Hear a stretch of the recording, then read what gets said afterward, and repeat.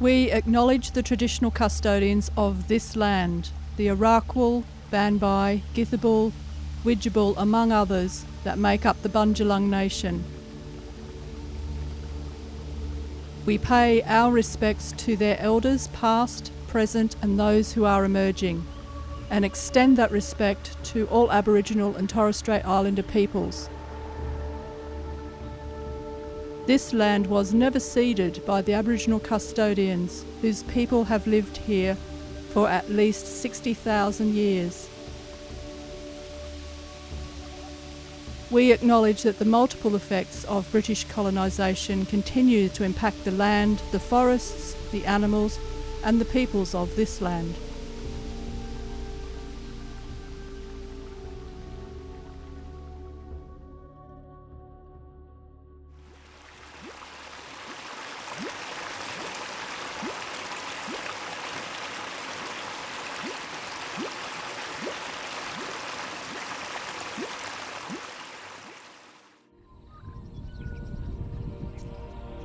I grew up in the Northern Rivers, in Ballina in particular, and all around the Northern Rivers, Lismore, Byron Bay, when I was a kid.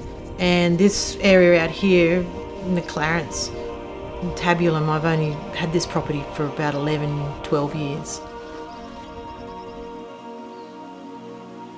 I've been in the Northern Rivers for the last 12 years. I was born and bred in Casino.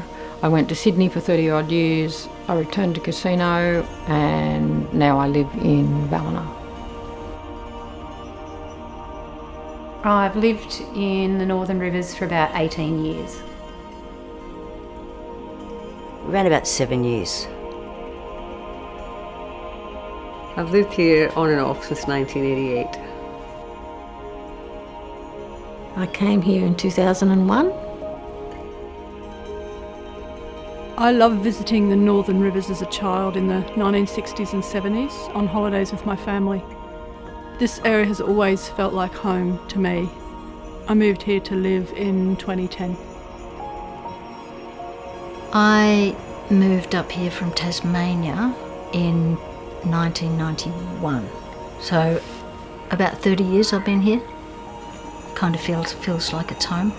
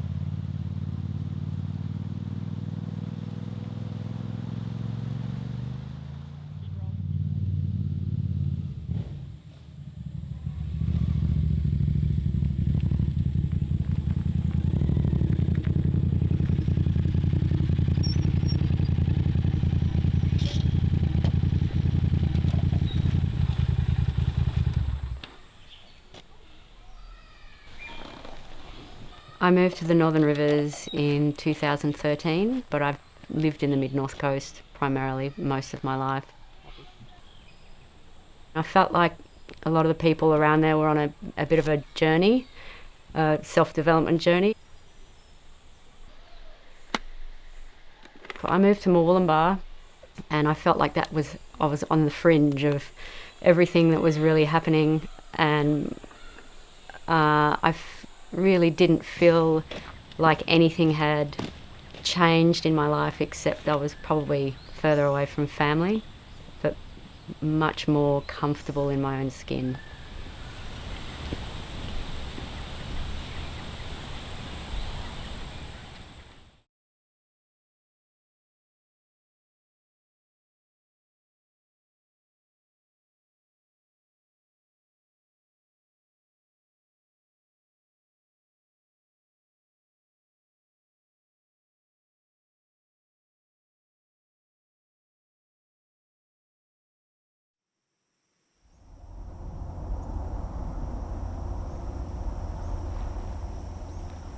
The Tweed River rises on the eastern slopes of the Great Dividing Range, bordered by the McPherson, Burringbar, Condong and Tweed Ranges. The river flows northeast and is joined by 8 tributaries, including the Oxley and Rouse rivers, before reaching the Coral Sea at its mouth. The Tweed flows through the towns of Murwillumbah and Tweed Heads. The river's basin is mostly an erosion caldera of a huge extinct volcano, with Wollumben, now known as Mount Warning, at its centre. The area has a subtropical climate. It was originally covered by rainforest, much of which has been cleared, with parts retained in several national parks and reserves, thanks to vigilant protest actions of many concerned locals.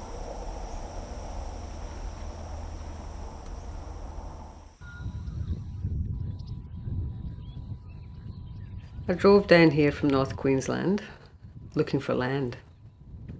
And when I got here, it was green and lush and the rivers were flowing. It was a particularly wet year. And I thought, this is great, this is the place to be.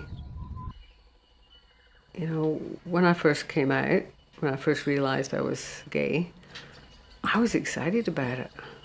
I met a girl and we spent the night together and I was excited. I all of a sudden knew that I was okay and it was right and there was nothing wrong with me.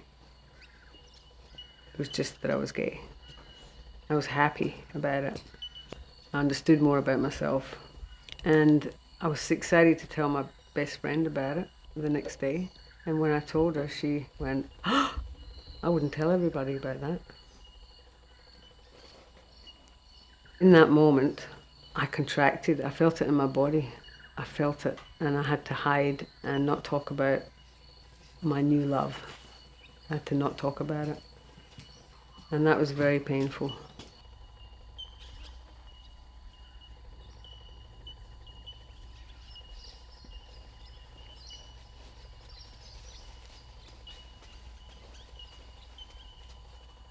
Something that's been really hard about being gay is it's been exhausting. Exhausting just turning up and each time you have to come out again and again and again. I've lived in different communities. I've lived here for a long time now, but before that I lived in America, I lived in Scotland, and I travelled around a fair bit.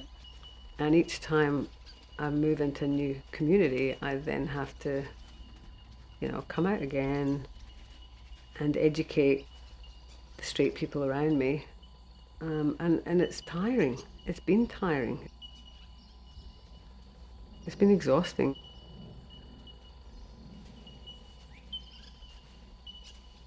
And I have a son, and I found that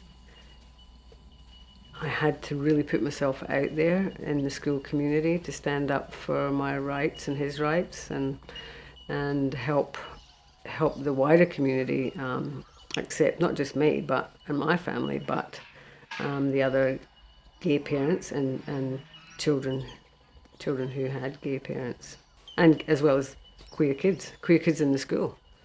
And so I did that.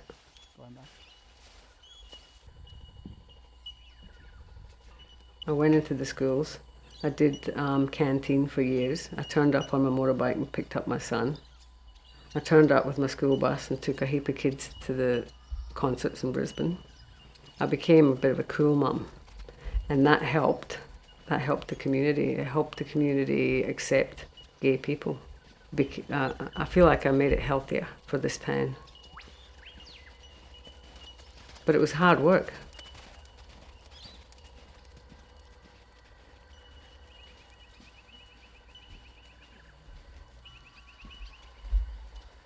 I like to be open. I can probably talk to just about anybody. I like community. I'm social. I like that about myself.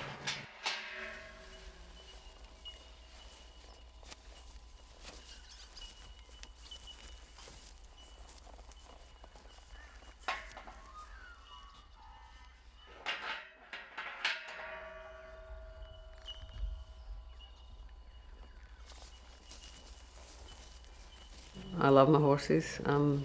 I want to ride my horse until I'm probably 90. I don't feel particularly athletic in my physical body, although I'm healthy. But when I have a horse under me, I feel much more athletic. They take me up into the forest. I also bushwalk and I kayak.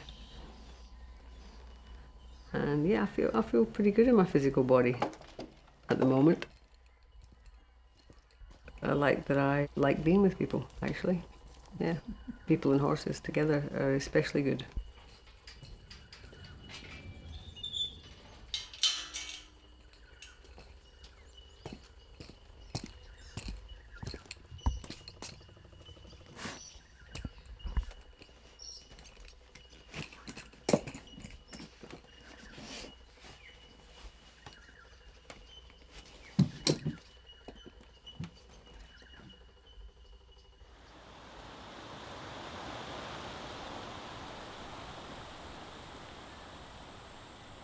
I've come from a professional surfing background in my younger teenage and early 20s. And so for me, judgment around body image was massive. And naturally that just, perhaps being a woman, has been something that has, you know, we all look in the mirror, don't we? We all wish that we were 5 kilos lighter or had longer hair or straighter teeth or whatever it is. But naturally, like, I enjoy exercise, so I bike ride, I hike sometimes, I like swimming laps in the pool. My work has always been pretty much physical work, so I like to look good, but I also have strong judgments around my own image, which has generally come from, you know, how I should be, how I should look.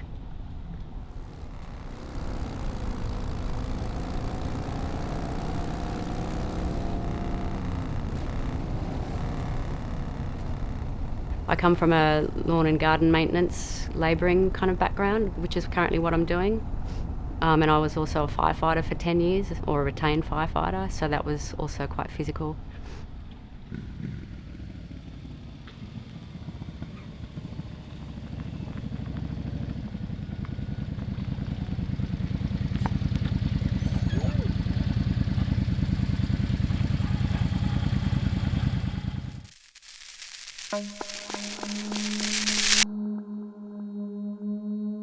I don't think I felt at all as a young person. I think you're so busy being told what to do, how to do it, why to do it and where to do it.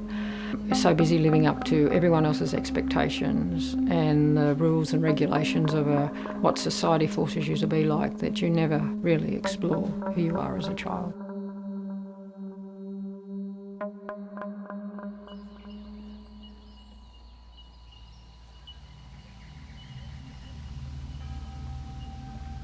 The Wilson River is part of the Richmond River catchment, rising in the eastern slopes of Mount Jerusalem within the Nightcap National Park.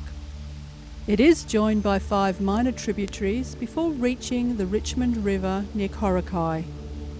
The Wilson River passes through the major regional city of Lismore, where it is subject to seasonal flooding.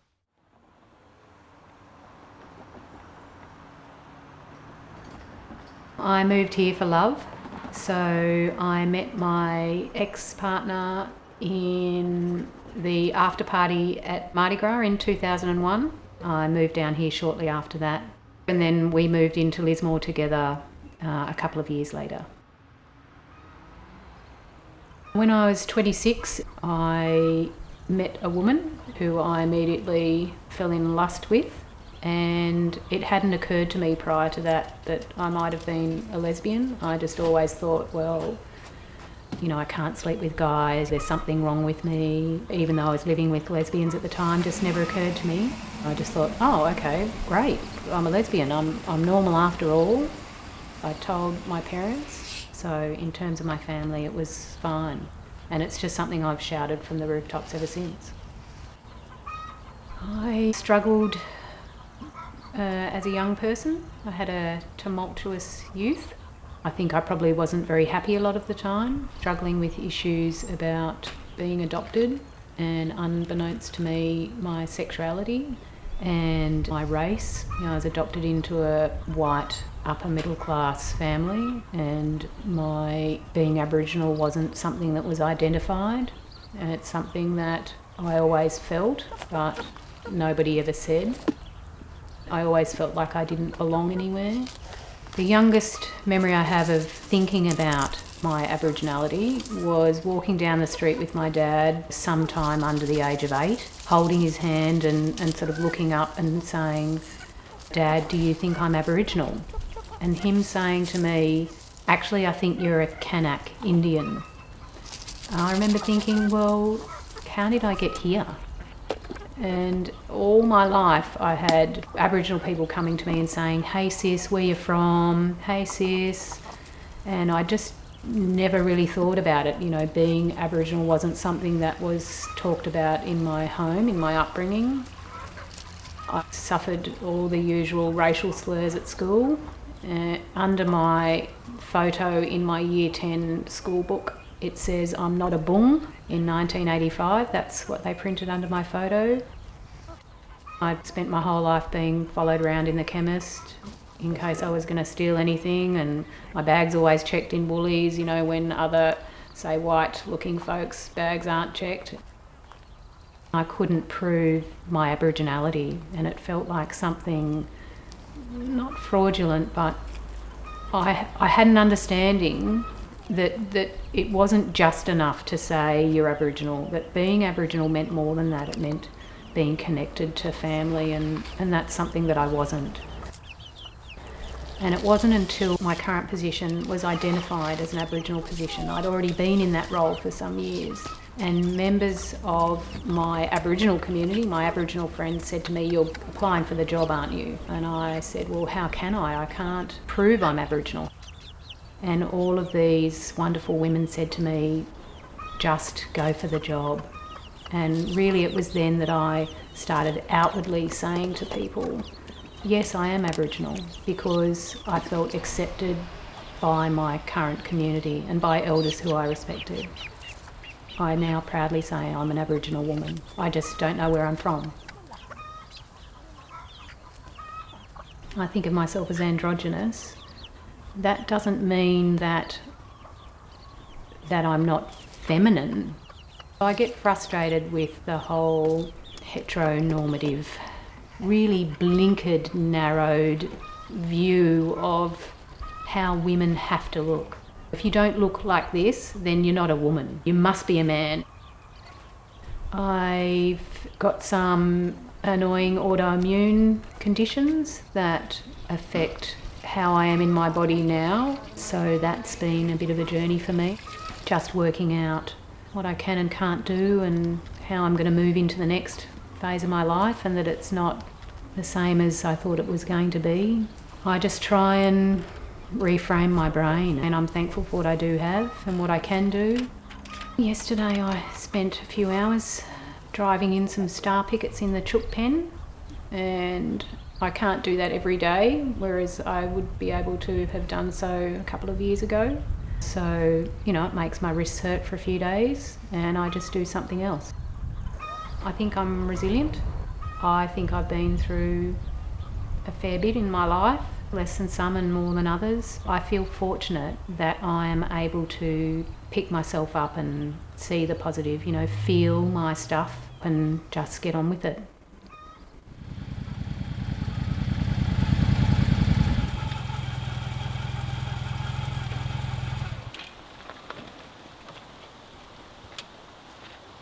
When I came out, I didn't just come out, came out to the leather scene, straight up. There was lots of different groups around who were in the leather scene. There was one called the God Squad, and they were the girls of debauchery. I was attracted to them. And we all, grooved around together. We did performances, we did shows. I ended up working in the leather scene, the B&D scene. It just was something that, I don't know, I was attracted to the no-no, right to the edge. I remember we showed up once at a march. Everybody kind of shunned the leather girls, but we were there to stand with everybody. We were there. We were told to move on and to leave by what I call the vanilla lesbians. But we didn't. We stood our ground, and we were part of the community, whether they liked it or not.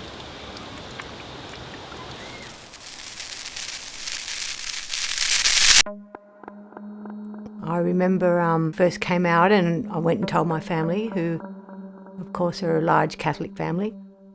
My mother took me to a Catholic psychologist who proceeded to tell her that it was a choice and that if I can choose to be, she can choose not to be, which I don't believe was a choice. I don't believe, I think I was born this way, and if it was a choice, I would choose not to be.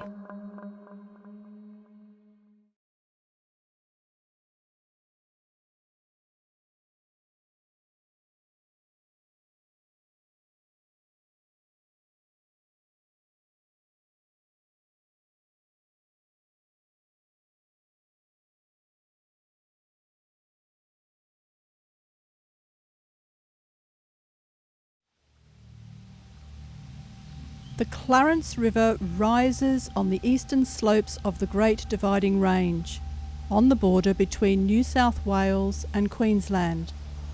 The river flows south, joined by 24 tributaries, including the Man, Nimboida, Cataract, Orara, Coldstream, Timbara and Esk Rivers, and the Tulum Creek. The river reaches the Coral Sea between Iluka and Yamba.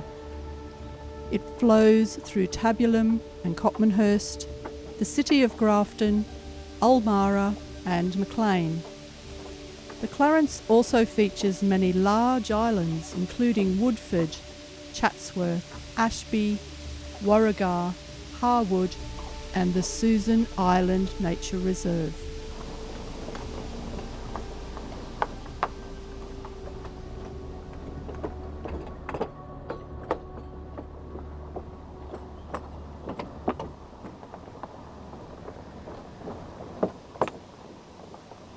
We used to come camping out here when we were kids. With my dad, we'd camp on the rocky creek, build things and make rafts and go canoeing and things. So there's a lot of memories and family history. I looked around out here and we just found this place, which has got some quite magic things about it. It's a beautiful retreat. I think I felt quite wrong as a young person. I never felt like I was a little boy, but I used to get gender misidentified a lot when I was little because I had short dark hair and I wore shorts and a t-shirt often, and I liked to ride a BMX, and but it didn't mean I wanted to be a boy. That's why I don't think it's helpful to put people in boxes, because it just starts to divide and cause trauma. So I felt wrong because that's what I was getting as a kid, and that's continued a fair bit as an adult. There was no gay women around. There was no lesbians, and I didn't even know the word lesbian when I was a kid. That was something that was not even in our language. So that made me feel quite disconnected as a human being, disconnected from my community, disconnected from family even in a way, and I think that defined a lot of my childhood. I've been thinking about connection because it's been my intention for a lot of my adult life to reconnect to myself and to connect to other people, and I've seen my own mental health and my depression because of feeling like I live behind a glass wall and everything else is on the other side of that. And how do I communicate? Why am I disconnected? My intention has been to break that down and find my connection to myself, to community, to people. There's been lots of little beautiful pieces of love from people along the way. One of the key things has been this land and the way that this land was found. I had a disconnection from my father for 9 or 10 years. I took some courage and I rang him. I thought, I need to be vulnerable. So I need your help, Dad. Here's the topic. I'm looking for some land, and he's got skills in that area. So we reconnected and he helped me find this property. I've spent months sitting on this land by myself, just digging into the earth and finding my own love and forgiveness and vulnerability. We're made of the earth. We don't have to do very much to connect back to it. Finding your soul purpose is actually probably the most important thing to find in your life. It's not about shopping, and it's not about driving around in a fancy motor vehicle or going to the pub every Friday night and telling great stories, but actually connecting with other people and connecting with where we're from and giving back, not taking all the time. So the other part of that story about healing and connection is love, of course. But when somebody else comes along in your life and says, I really want to connect with you as well, and there's this beautiful love connection with another person, it's just so empowering. I love being soft and warm and gentle with my partner. And I love her being strong and dominating too. And she's got long red hair, you know, she's beautiful. And she also likes getting on the back of my motorbike. And then I feel really strong and sure of myself. Does that make me butch? No, you know, like we're just powerful human beings. I love getting dressed up and I put a moustache on and I have fun. I think, you know, I want to play with that a little bit more. It doesn't mean I want to be a guy. I don't want to be a man. Both of those terms, lesbian and woman, I will own them. We bleed and we hurt and we empathise and we love. I've been working with tropical fruits a bit and, you know, really love seeing parties come together and making people happy. We're not alone, and I think that's what we have to remember. I really like practical things. I like doing things. I like building things and making things and creating things. Looking after a piece of land, you've got to do a lot of physical work, brush cutting and mowing and gardening. So they can all be really meditative activities as well. So I think it helps us to balance out the mental work that we do. I mean, I sit in an office all day, so having physical movement is really important. I just wished my body was still 25, because being this age is great. Like, it's heaps freer, and being able to say no to things and saying yes to things when you want to, and there's so much less anxiety around. Yeah, I wouldn't be 25 again. It was shit. But I wish my body was. This is who I am, and I actually like myself a lot more than I used to. As a young person, my self-esteem and self-confidence were quite low. I've grown into my looks. You know, as a young person, being a little redhead with freckly face, I was picked on a lot. I remember that. But today, I really love who I am physically as well as spiritually and emotionally. It's the most comfortable as I've felt in my life, in my skin and in my body, and I haven't had too much breaking down yet. Some eyesight and a little bit here and there, a couple of extra wrinkles, but, you know, I really am embracing and, you know, really enjoying not caring what other people think of me, just being true to myself and authentic to who I am, and, you know, whether people like me or don't like me is not my business, which I like that. I've had an extraordinary life, you know, Sydney, partying, there was a lot of drugs involved, of course. You know, a lot of the gay community turned to drugs and alcohol to cope with, you know, not being accepted, being shamed in the religious eyes. It's quite sad, actually, that they're wrong. So to, you know, be strong in that and get past that, a lot of drugs and alcohol were used, and I feel that that's kept me surviving for a long time. In the last 20 years, stopped all that and become more comfortable in who I am, and, you know, be able to live a sober life and still be proud of my background, and I don't regret one little bit of it. It's all my journey, and it's all made me who I am today, and I wouldn't be who I am today without the past. So my lifestyles, I wouldn't choose a different one, put it that way. I think that's important to have no regrets.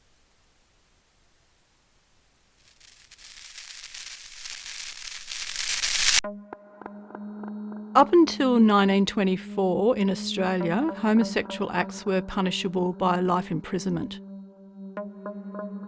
By the mid-20th century, attitudes were changing, but it was still largely frowned upon by society. It wasn't until 1984 that New South Wales decriminalised homosexual acts. Tasmania was the last state in Australia to legalise homosexual acts in 1997.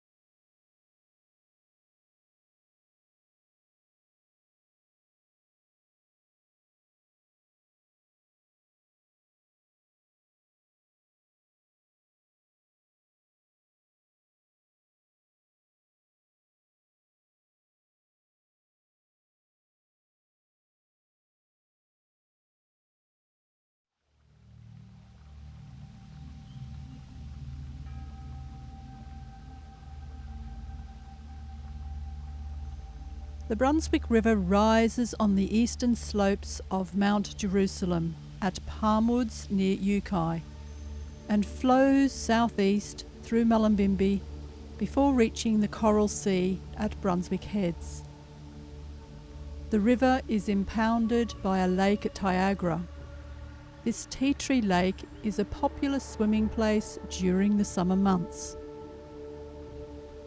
The north arm of the Brunswick River, called Marshall's Creek, flows through the Pocket, Billy-Nudgel, South Golden Beach and Ocean Shores. The south arm of the river, called Simpsons Creek, flows through Tyagra, Bayside and Brunswick Heads.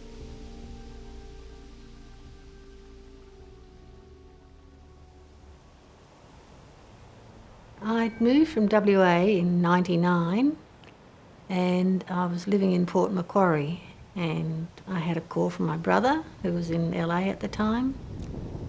He suggested that we share a house together, and he knew this area well, so we joined forces and found the house in Ocean Shores. I didn't know the suburb, and then after we'd bought the house, someone said, "Did you know there's a golf course across the road?" And I was on the verge of giving up golf, so that was a wonderful bonus. I love the area.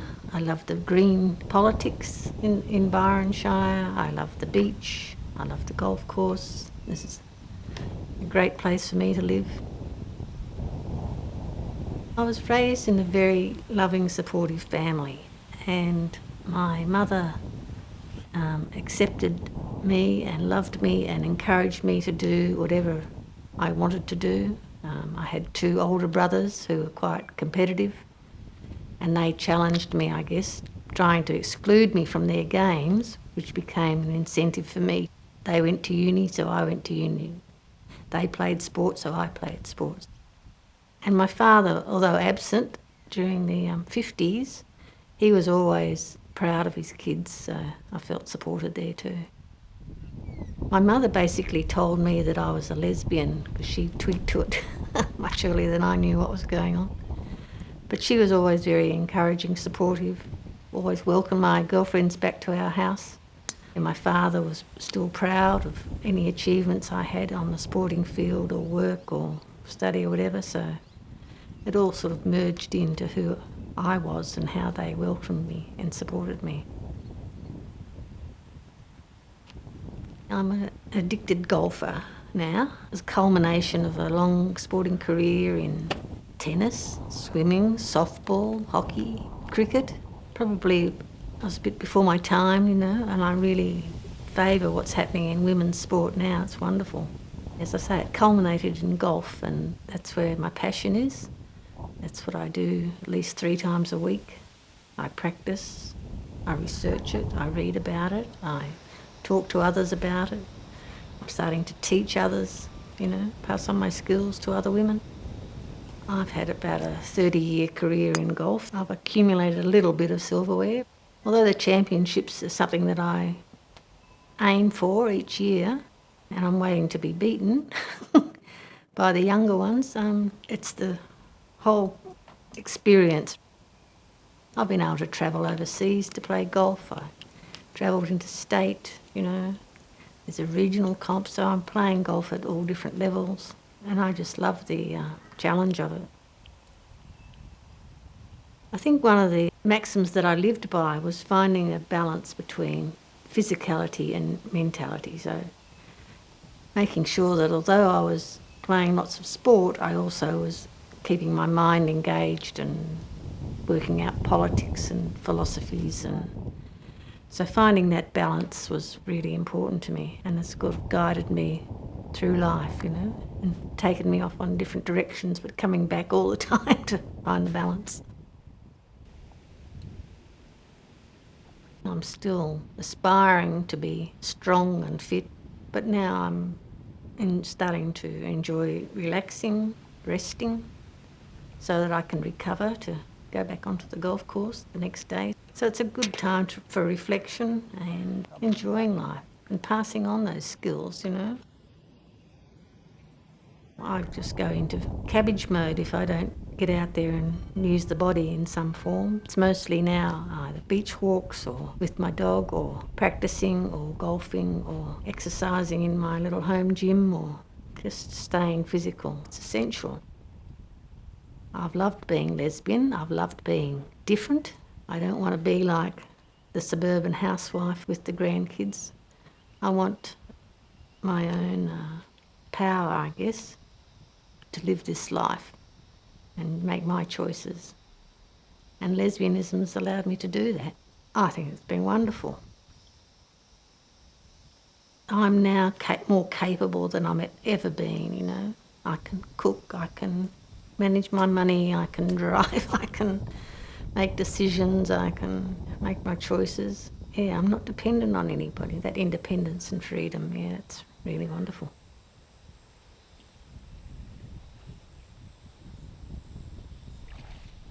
My life, I've been blessed. I really have. I've travelled the world. I've always had work. I've been given a hard time here and there, but really, I'm white privileged. I've had good schooling, support from my family. Being a lesbian, it's just another label. And every time I go for another job, I'm thinking, I'm not going to get that job because they're going to see I've got a shaved head and I walk like I've just got off a horse, But I always seem to land on my feet. So being a lesbian is, whether it's been a hindrance or not, I don't know, but it has definitely, my anxiousness around it as not being in service for me. Obviously we're having this conversation about being lesbian, but now we're even more open to pronouns and different gender identities and all of that. So I think to myself, have we paved the way as an ageing lesbian population to allow these younger people to identify as whoever the fuck they want to be, and that be okay? Having to have people going, yeah, well, I identify this, I identify as that. It's like, can't we just see each other as whoever the fuck you want to be, as a human, without having, this, and this, and this. I know a lot of people who consider themselves non-binary or trans.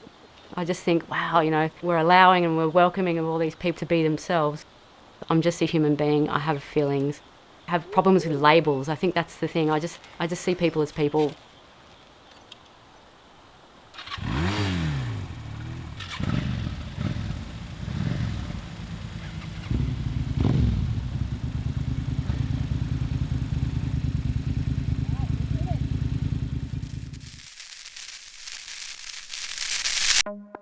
It's been tough at times. It has been exhausting and sometimes traumatic, and the oppression has been hard to deal with all through my life. But since gay marriage was legalised, it does feel better. It feels safer. You can be much more out in public, you can be affectionate, and I know that I have rights. It feels better now than it ever did.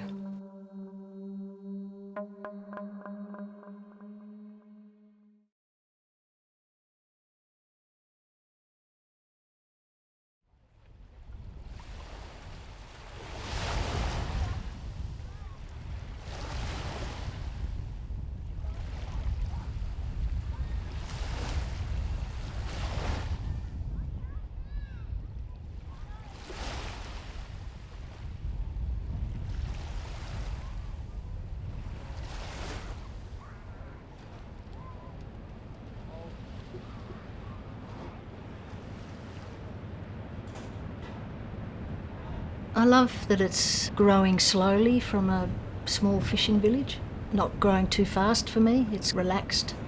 It's still got a country town sort of vibe to it. Everything's quite simple, the people are quite friendly, lots of places to swim. Yeah, it's beautiful. It would be very hard to contemplate moving out of paradise. A lot of fun when you're a kid and no one really was that fussed about it, tomboy. But of course, as you get older, people start looking at you a bit differently, and your parents look at you a bit funny, and they can't quite work out what's going on. And they never ask. No one had words back in the 60s, 70s, 80s. No one really had language for it, especially parents. Complete and total silence, basically. I think they just hoped that it might just go away, and it didn't.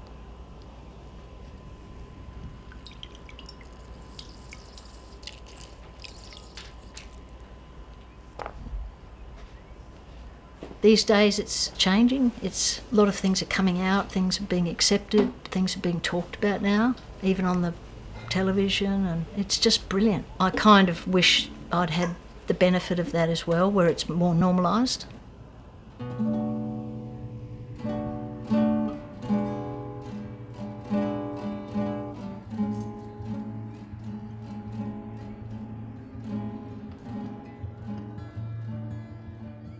Over all the younger years, I pushed it all somewhere, which I think now is playing out in a negative way, unfortunately. I've got to now deal with that and get through that. I think most kids feel okay when they're kids. It's later on that you start realising that there were probably quite a few things that could have been done better. I think it's a huge thing for a child or a young adult to not have affirmations as they're going along. And I think feeling a little bit emotional about it, because I've got kind of very ordinary memories about growing up and not being seen, not being talked to, having no questions asked about me.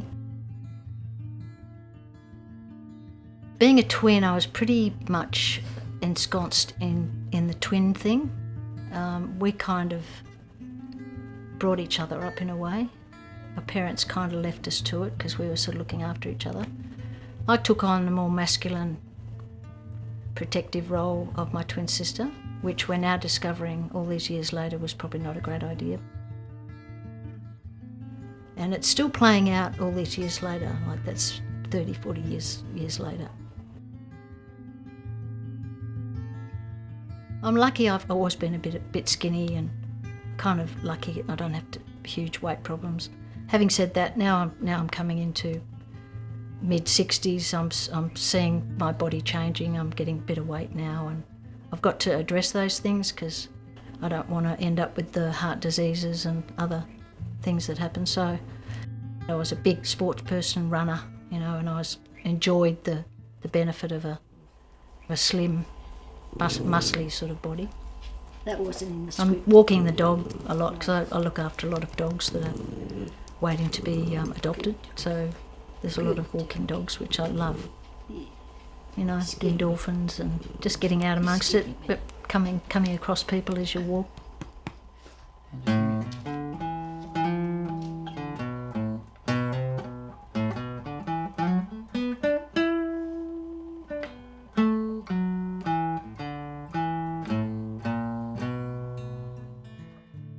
I kind of like that I'm quite open. I'm not afraid to say what I'm feeling, usually. I'm quite empathic. That's something that is challenging at the same time as being nice.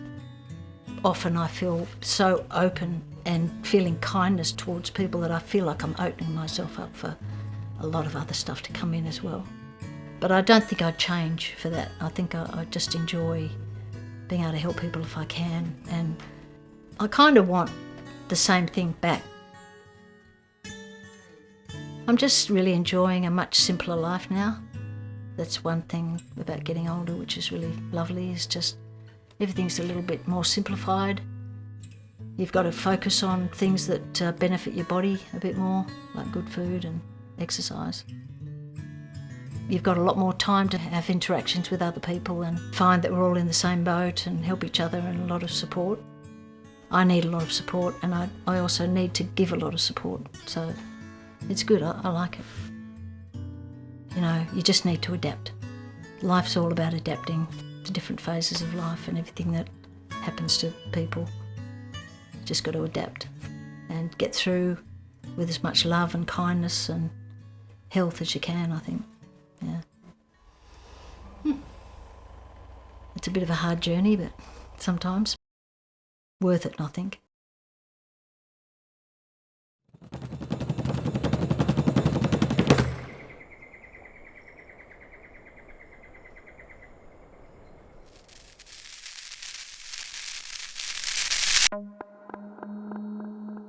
Nobody talked about mental health for children in those days. This was, the late 70s, 1980s. There was no bloody reach out, there was no headspace. Now, I didn't talk to anybody about me being a bit different. I was afraid as anything. There was nobody to talk to.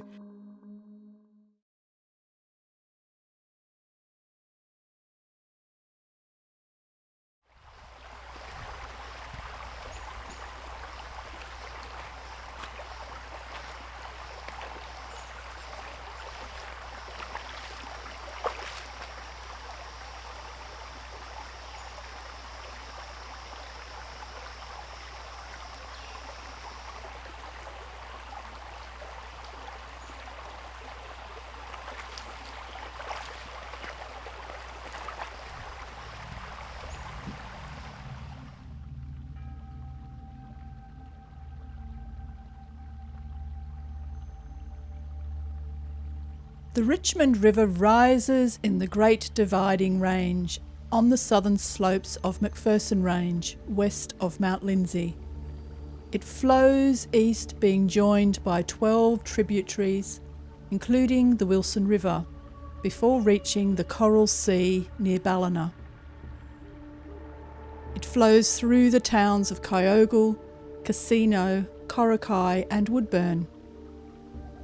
On the wide floodplains nearer the coast, the Richmond River flows around 5 islands. They are Pimlico, Cabbage Tree, Goat and Pelican Islands, and the Little Pimlico Island Nature Reserve.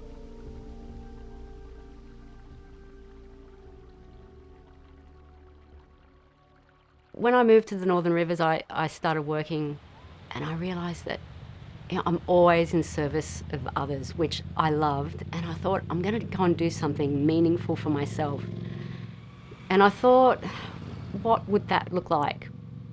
And I wanted to go to Mongolia and horse ride over there and do wild and crazy stuff. And then I thought, let's just start here.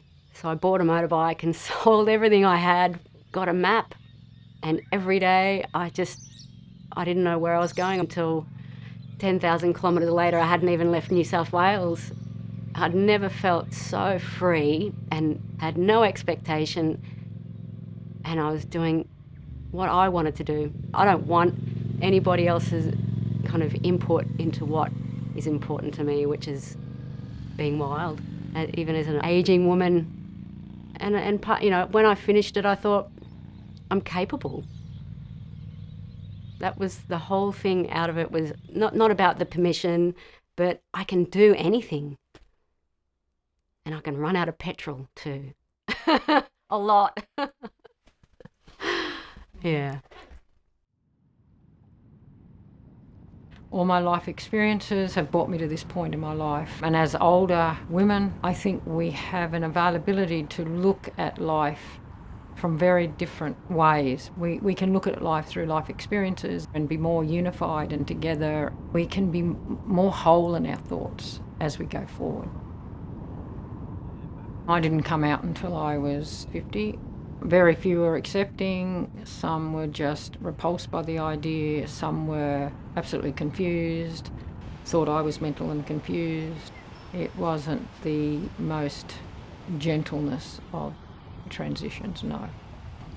I think if you know who you are and come out earlier in life, it's much easier. Coming out later in life, you have to virtually destruct who you are and then reconstruct yourself again.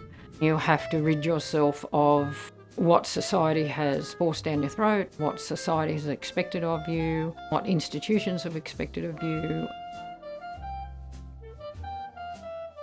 You may have known you had this strange being inside, but you were never allowed to express it or talk about it, and most of the time it was either bashed out of you or suppressed in many ways. So coming out later in life is much more difficult because you really do have to re-establish everything, your community, who you are, is it safe, and you risk so much, you lose so much in the process of coming out later in life as well. It can be very frightening. Don't think that all the negativity is bad. It does have its rewards, as you can be yourself for the first time that you've ever been able to just relax in who you are, and that's a new thing. I'm not saying I'm saddened because I didn't come out earlier. It's the way it is, but to the younger lesbians, I want to say, please come out. You know, don't be afraid of who you are. There are people out there who will support you and love you and be there for you, even if it's scary. We have a community, we are a community, and we have a right to be who we are without being forced into a box or forced into a corner or not allowed to be the amazing people we were born to be. So I want them to be encouraged and know that us as older women, as older lesbians, are there. As a community, we can go forward. I'm strong. I've always enjoyed physical exercise. I've been a hockey player, swimmer, basketball, netball, cricket, football, all of the above. Now I surf and I'm a member of the Outriggers. I walk. So I think being physically fit is an important part of me. It's a very important part of keeping sane sometimes. It's grounding yourself in who we are.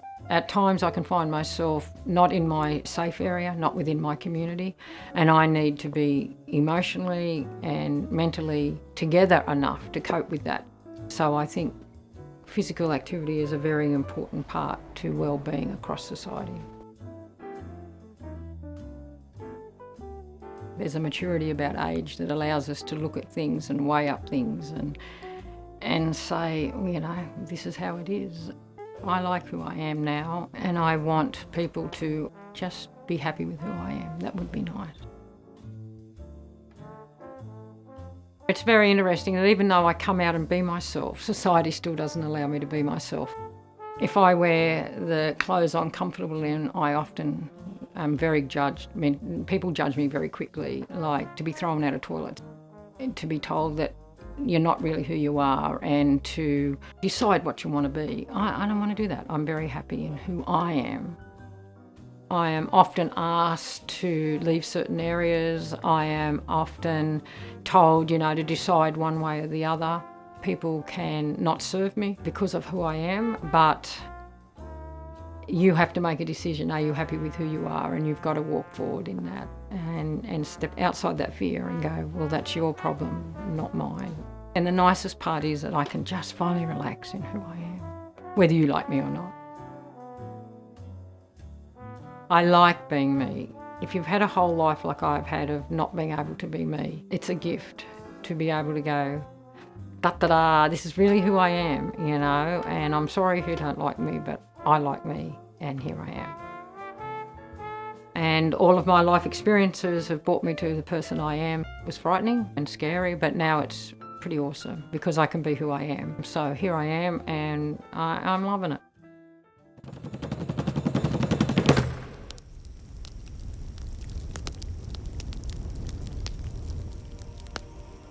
I'm a woman and happy to be a woman. I have a vagina. I describe myself as androgynous, if we were to use a label. I love being a female, and I love my female genitalia, and I am butch. I'm a female that borders on the line of more masculine. Androgynous is how I would see myself, yes. I'm certainly a female. You know, I'm a tomboy, butch in the streets, femme in the sheets, but I do aim to please. I love motorbikes and sport, so, you know, I'm a tomboy, but I can do that pretty thing too as well if need to be. So Yeah, I'm just me. I would describe myself as queer, androgynous. Maybe on an exterior level, people might see me as soft butch. Not overly masculine, but more like a tomboy, androgynous sort of thing. Although it's changing as I get older, which is kind of interesting. Yeah, it's good. A lesbian woman, but a cis woman with perhaps some trans leanings. I feel a particular affinity to trans men. I think of myself as human first and don't want to put, boxes and labels around too many of us, because I just think that can be really divisive. There's this tantric sexuality and connection with earth presence that is really quite amazing. Ecosexuality sort of sums it up for me a bit. I think also I've spent many, many years being a non-sexual being. I was trying to work out where and who I was in the world. So if that's asexual or non-sexual, I guess that's a term. But yeah, I actually really like the word queer. It's quite inclusive and it's lighthearted. I'm seen as a sporty dyke because I've played sport all my life. Definitely a lesbian, feminist, activist, greenie, yeah, lots of different identities. I'm a woman, a lesbian woman, and I would describe my gender as queer because it is not a fixed identity. Lesbian and woman are both fixed parts of my identity, but my gender identity does not conform to normative expectations, and neither is it constant. I believe identity, particularly gender identity, is an ongoing exploration that we are all still in the process of unravelling and understanding.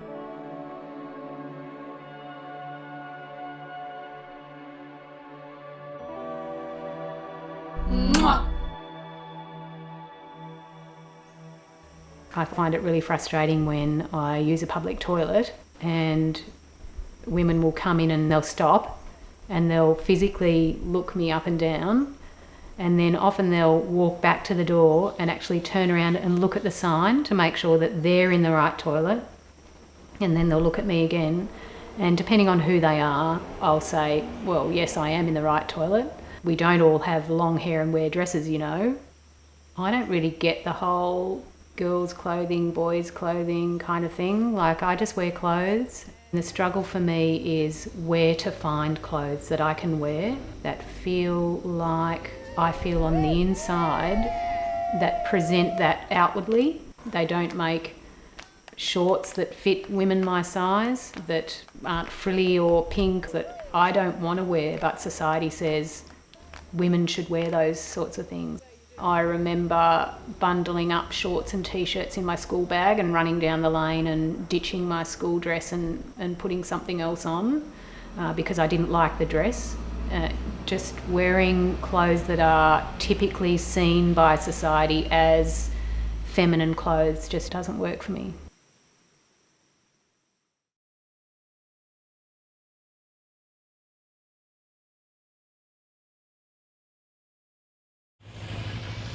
I was brought up in a very strict upbringing and wasn't allowed to talk, be myself. So I'm certainly an extrovert. I strived, I was number one in whatever I put my hand to, whether it be running and sport and stuff like that. So it was only when I got to, the ages 17, 18 is when I started to be myself, really. I was living in the straight world for a long while, and you could say I was being a bit of a gypsy, a bit lost. I was engaged at 19. I acknowledged my sexuality at 19 and a half. Like that song goes, I kissed a girl and I liked it. I loved it, actually. I just felt like I was at home. My parents said they always knew, so I was like, well, why didn't you tell me? I love motorbikes. We're both founding members of the Dykes on Bikes when there was only 20 bikes, and it was so nice being liberated to be able to get our boobies out. Here we are, like, it was just felt so free. And how it's grown over the years, and it's accepted now, and people are aware that there are women on motorbikes, and yeah, that's just something I'm really proud of being part of. I'm 55 now, so it's 30 odd years since I've been involved with that, and yeah, I'm so proud to be a dyke on a bike. I played sport till I was up to about 42. I don't really play sport now, but I can climb a roof and do roofing. I can concrete, I can tile. I like gardening, so I try to keep physical in that way. I move fast, you know, I have big energy sort of thing, so I still think I'm pretty fit for my age. Once you get stagnant, then you start to deteriorate, don't you? So you need to keep active and busy. Hence, you know, riding down this year again to Sydney, you know, that's a 9-hour ride. It's pretty physical on its own, so that's a good workout. Whether I thought I was going to make it here at 55, I'm here, and I think I've still got a lot of years left in me, so I'm loving it. I'm still riding around on a 750, and I think in another 20 years I'll probably still be riding around on a 750. I know what it's like to be new on the scene.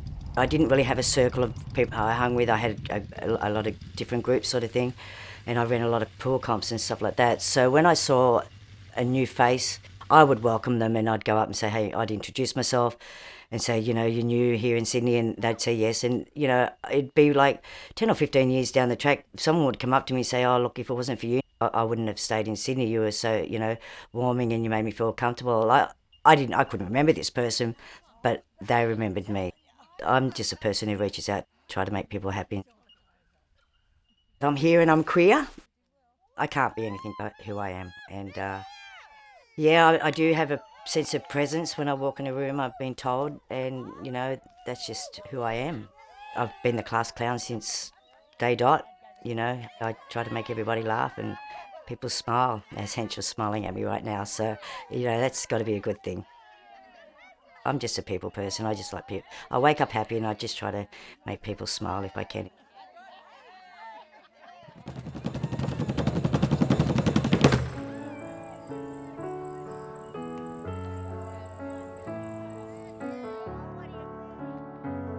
I love this area for so many reasons. The gay community up here, culture, a lot of the healing modalities that are around, you know, between Byron and Mullum and around here, all the different things that are, you know, set up to help me heal a little bit better within myself. I love the Northern Rivers and love Lismore particularly. It's a great community, lots of interesting communities within that community. Yeah, and it's home now, and I don't think I'd live anywhere else. I love living here. I have loved living here the whole time. I love the forest. I love just the environment here. It's been a really beautiful place to live. Except for this past couple of years where it's gotten particularly hot and the worry of bushfires, and there's been a lot of stress this year over that. But up till this year, I've felt safe here, yeah. There's a great community around Lismore and the coast, and even out here in Kyogle. Fantastic community.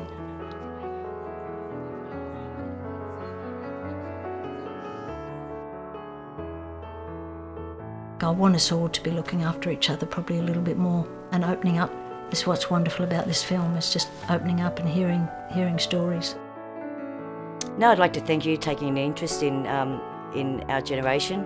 Yeah, it pleases me a lot, and and giving us a voice. I thank you for that. We made it. We're here. We're still doing it. We're healthy. Life is good. Just fucking love yourself. Just love yourself. That's the bottom line.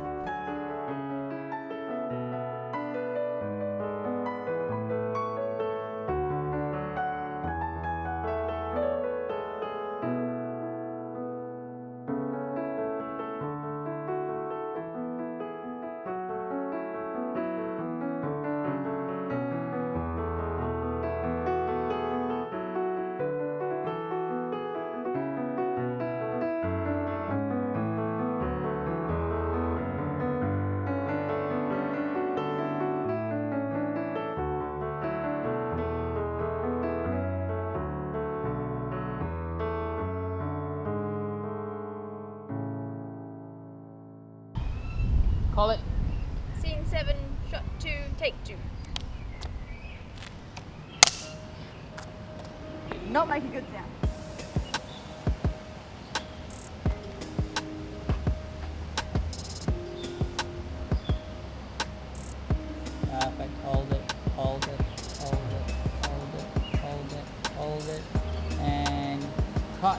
there.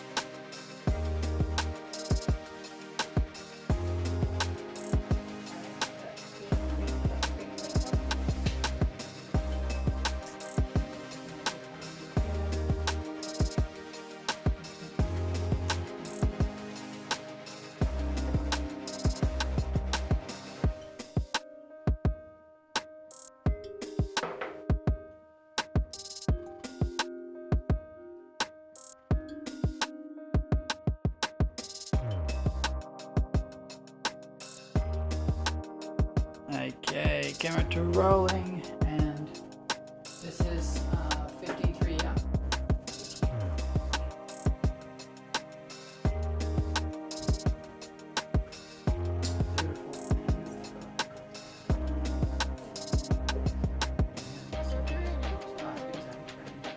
Yeah, I might just move those two glasses if I can. Yeah, this one. Bring it in, call it.